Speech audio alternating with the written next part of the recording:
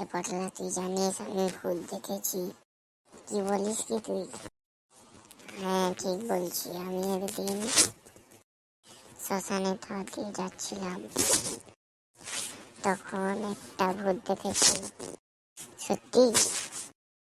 Yes yes, সব সত্য ঘটনা।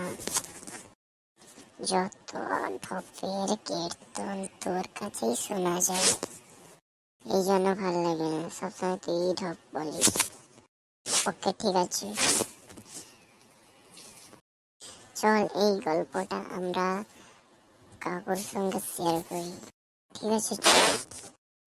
কাকু পটলা বলছে না কেউ ভূত দেখেছে। কোথায় দেখেছি? আমি দেখেছি শ্মশানের ধারে।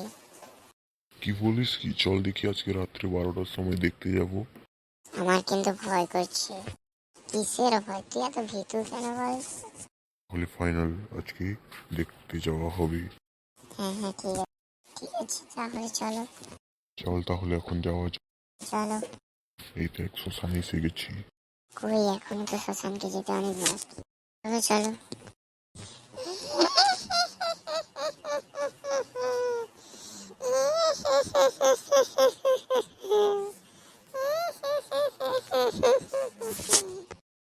কাকু মনে হয় পটলাকে ভূতে বেঁধে ধরেছে, চলো পালাই। ঠিক বলেছিস, চল চল। আমি ভূত, আমি পটলা ভূত, তোরা দাঁড়া, তোকে খাবো। কি বলিস কি? তুই মজা করছিস? হবে রে। একেবারে বিশ্বাস হয় কিনা আমি ভূত নাকি? এ কাকু, এটা তো সত্যি ভূত, চলো পালাই, একে ভূতে ধরেছে। বলো বলো, একিরে কি হচ্ছে বলতো? ওই ভূতের সবসময় পিছনে চলে যাচ্ছি, ও ভূত মনে হয় আমাদের ছাড়বে না। ঠিক বলেছো কাকু, কি হচ্ছে বলো? পালাও তাড়াতাড়ি পালাও। ঠিক বলেছিস, পালাও। তোদের কাউকে আমি ছাড়বো না।